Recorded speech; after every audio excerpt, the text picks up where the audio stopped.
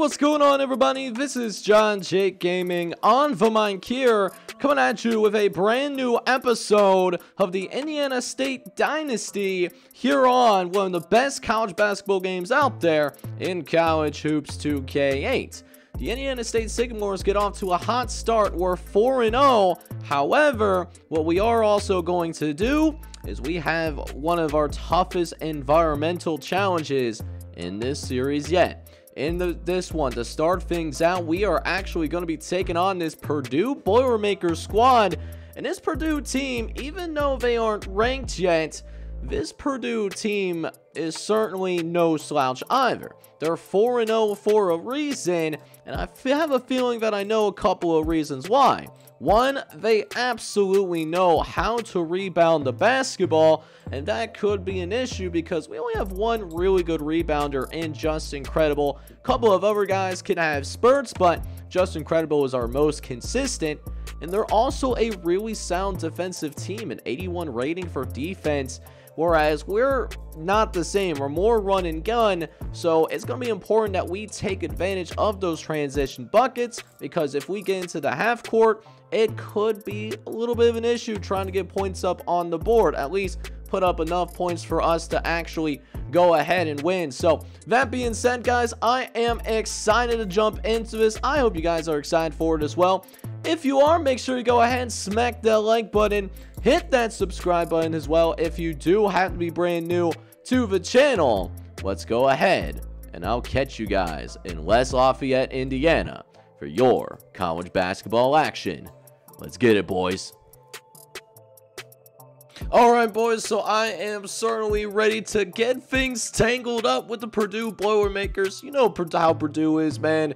Purdue was a good basketball team back then, back in those late 2000s, early 2010s, but they're not the Purdue team that we see today. So, that being said, winnable game for sure, but we got to bring that A game as we're here on the road. Key matchup for us here is trying to contain Michael Hoffman. He's a sophomore shooting guard. Actually has a similar overall to our shooting guard, Alistair Varant. 6'3", 219. Hopefully, he can win that matchup. Could be big for us to continue to show our dominance in the state of Indiana. Got that nice win against Butler earlier in the season. As here are the starting lineups for both of your teams real quick. We start free guys, while Purdue is a little bit of a younger cast, as we'll go ahead and get things started here. Going into the paint right away. It's going to draw the foul from Just Incredible. So that's how we get our first points of the game. Just going to that free throw line, and hey, Just Incredible is able to make both free throws, and then also just attacking in the paint early and often, as John Phillips is also able to get a basket himself. So we have an early lead here. 4-2 is your score, as Purdue is looking to try to get into the paint themselves and trying to tie this game up. Jeffrey's going to switch it out on the perimeter, looking for some space to work through, as Herkriek is going to get it inside the steal, inside the Jeffries, and is able to get John Phillips to bite on the play fake. And now we got ourselves a tie ball game. A couple of minutes later, Purdue searching for their first lead of the day. Going back inside and nearly gets the N1 opportunity, but he'll go to the free throw line for two. And that was a big foul as well, because that was John Phillips' second foul of the game. And so he's going to likely have to sit out for the rest of this first half. Going to be expecting a lot more Dan Ramos and a little bit of Javion Henry as well. Big moment for both those players, as neither get really a significant amount of playing time yet. So we'll see how they fare here in this non-conference action at Purdue, as Haycheck's going inside. It's going to get blocked, but going to be rebounded by Purdue, so they can get the ball right back, as Herkriek is looking to tie this game right back up again. As now, Bigby cuts it over to McFadden. McFadden looking for a little bit of space. Cuts it to Haycheck, who's open. Pulls from deep, no good. But there's an offensive rebound that allows Purdue to tie this game up. So a little bit of a low-scoring first half here, as we're almost halfway through this first half already. And not a ton of points being scored so far. But we might start to see some more scoring happening here in this first half. Maybe both teams are starting to find a little bit of a rhythm offensively as McFadden cuts it back over to Haychiak, tried to draw the steal, but that did not work. As now trying to cut it back over. A very meticulous possession for Purdue. Really taking their time, and Haychiak pulls from 3 in the corner, and that's good. Indiana State's going to have to call a timeout. So now we find ourselves down by 5. As now 12-17 is your score. Hopefully you can figure something out of the timeout, but that hasn't necessarily been the case though. You know, hoping to really emphasize the fact that, hey, we got to play a little bit better defensively. But yet, here we are out of this timeout, and seems like that advice has not fully been heeded yet as we try to, you know, play a little bit man-to-man, maybe make a little bit of an adjustment because, well, we're not the most gifted on defense. You know, we do have the athletes, but whatever we've tried, you know, in these last few minutes, it just hasn't been working. Trying our best to stop this Purdue run. But if we want to do that, we got to get some points on the board ourselves. Let's see if we can be a little bit more patient offensively as Chris Gentry drives inside. Had a good look, but is going to ultimately miss. Haychiak's going to go coast to coast here, and he'll lay it down. 7 points for Harkriak as Purdue is pulling away here. Could be a danger zone moment for the Indiana State Sycamores.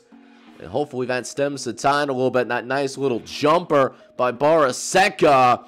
However, Purdue is just meticulous with getting it inside the paint, and it's working with ruthless efficiency as we try to score with Scott Smalls. Was hoping he could draw the foul there, did not work, and so Dukes goes coast to coast himself, and Baraseka is called for his second personal foul.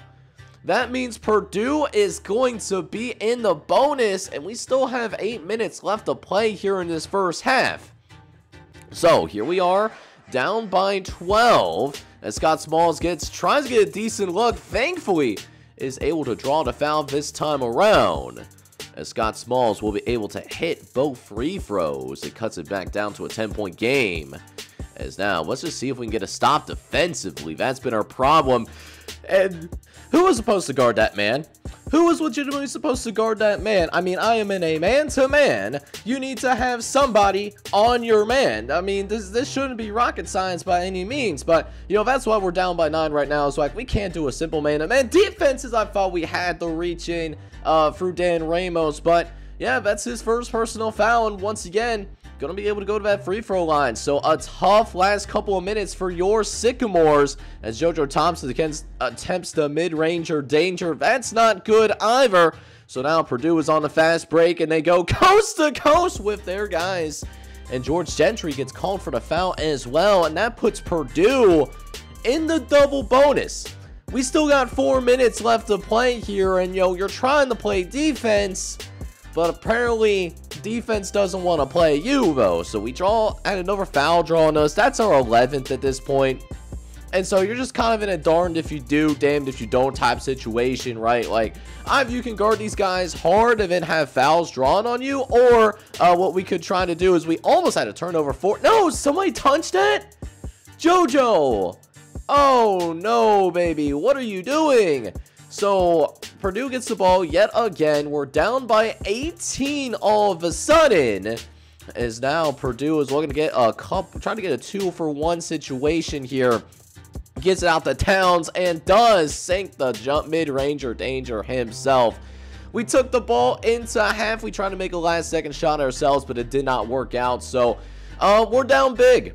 We are down big right now. We are down 40-20, and that just tells the whole story. The free throw line differential, and then also the fact that we're shooting just 22% from the field. Just ugly. Just ugly things out of that first half. Gotta play significantly better. So, down by big, you know, we made some adjustments. Hopefully those adjustments work. So let's see what we can do here going into the second half of action, as we do end up drawing a foul there. So a decent start there, able to get it down to 18. But we just got to realize we're not going to get it all back at once. We're certainly not going to get it all back at once if we again give up more spots on the inside. And I'm in a 2-free there, trying to not give up the inside. And yet we're still giving up that inside anyway. So 23-43 is your score, as Jeffrey's going to try to drive inside, and it's going to draw yet another foul. Another foul. So it seems like the same story as what we had in the first half. And so we're going to be in for a tough one. But Baraseka is going to drive inside. He's going to get an offensive rebound himself, trying to desperately get into the basket. He misses. Henry tries to pull up, and he gets it. Took like 4 tries to get that basket to go, but we finally got it. We actually did get it as we get another turnover. We got another turnover trying to drive inside. Ramos and 1.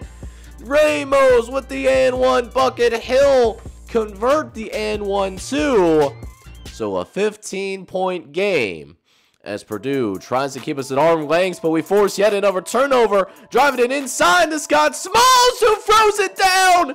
Scott Smalls, danger zone, baby. As now it's a 13-point game, and Indiana State all of a sudden has some life.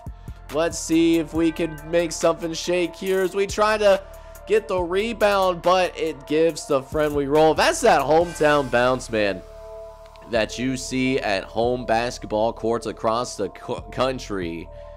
So it's back to extended to a 15-point game as Bigby tries to drive inside. Got a nice, nasty under and over and under. Tries to get his offensive rebound, but he's fouled. He's fouled by Javion Henry. And this big man is going to make both free throws. And just when you thought our Indiana State Sycamore squad is going to have some life, all of a sudden Purdue goes on a mini run themselves. And all of a sudden, any air that we had in our little run is suddenly gone, as Purdue sinks yet another basket, and it's back to a 21-point lead. The largest lead that Purdue has been able to experience this entire game so far, and it's been a pretty dominant performance across the board. But Phillips is going to cut inside. He's going to drop it to Scott Smalls, who misses the mid-ranger danger. But there's Phillips with that offensive rebound, able to put something into that basket, but just genuinely struggling with putting the ball in the basket here, as Ramos tries to cut inside, gets to Ken Harris on the side. That's good. That's kind of offense that we need. Just gotta be patient. Just have to be a little bit more patient there. But we also got to get some more stops here defensively. That's got to be a big priority for us as well, as I thought we were going to have a block there. It was well contested. Still went down. It still went in the basket anyway. Simply did not matter.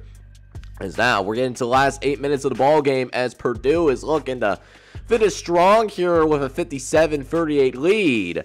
As Credible tries to drive inside, looking to take advantage of the big man, but passes it off to JoJo Thompson.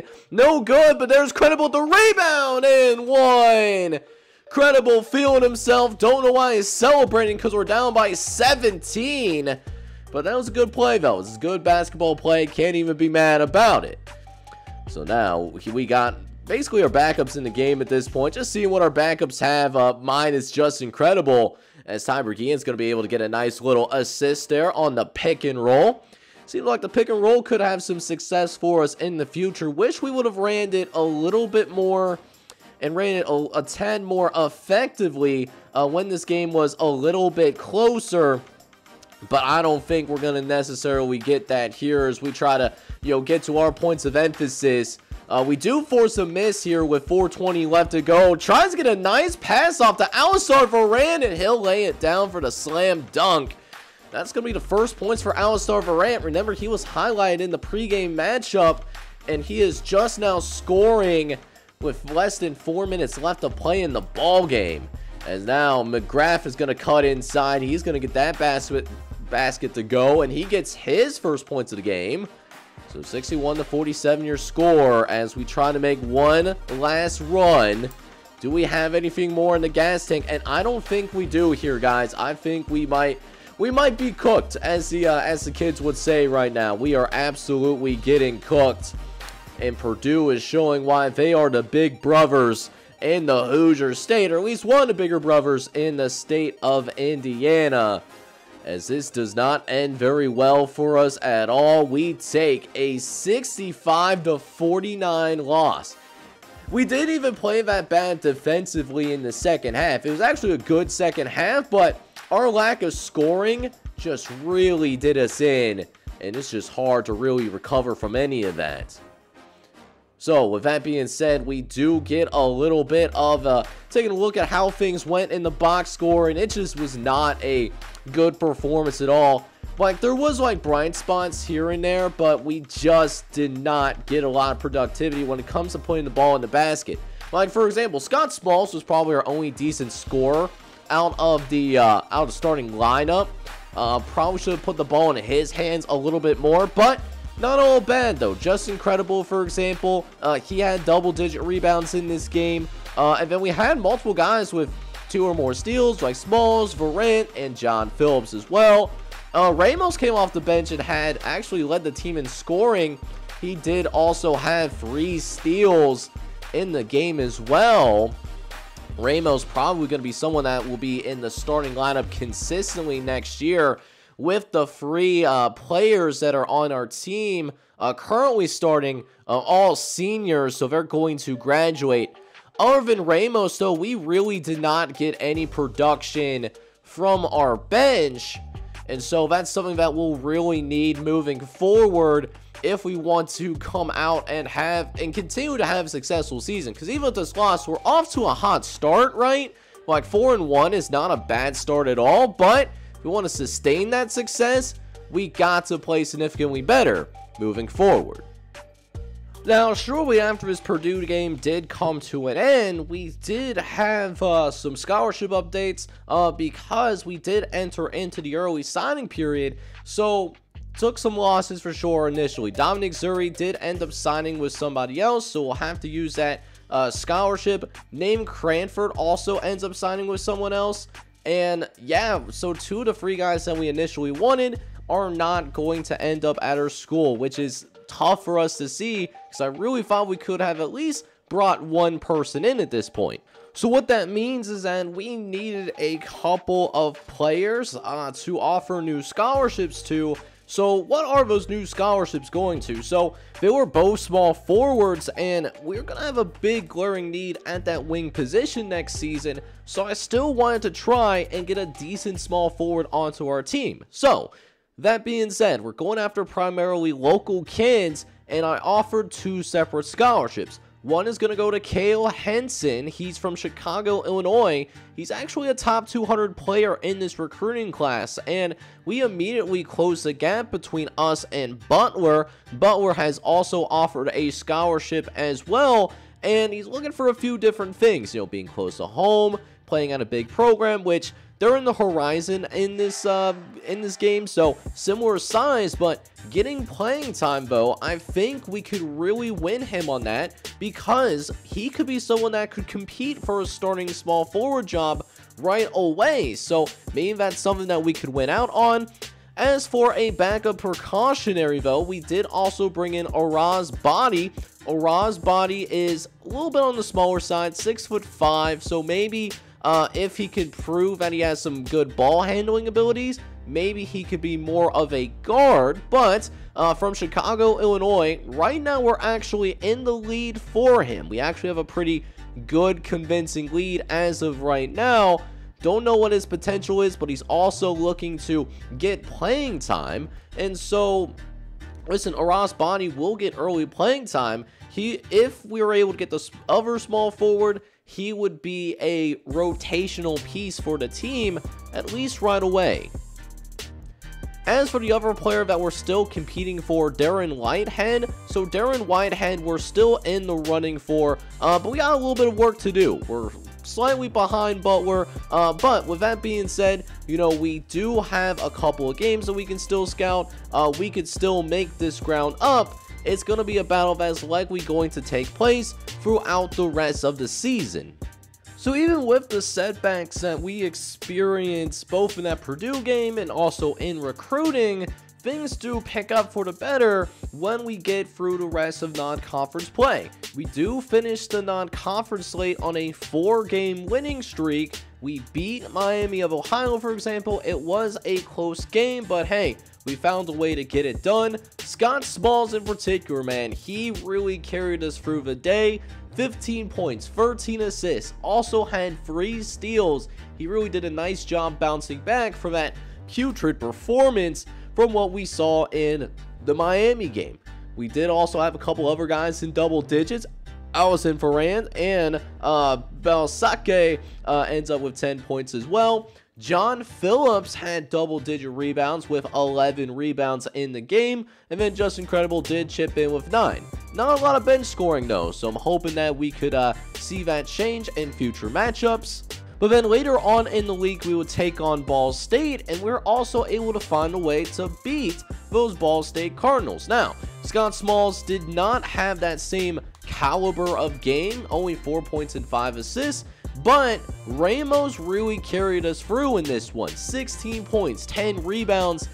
Bro also hit a 3-pointer. He was absolutely unguardable in this particular game. They simply did not have an answer for his athleticism at the center position when he came off the bench.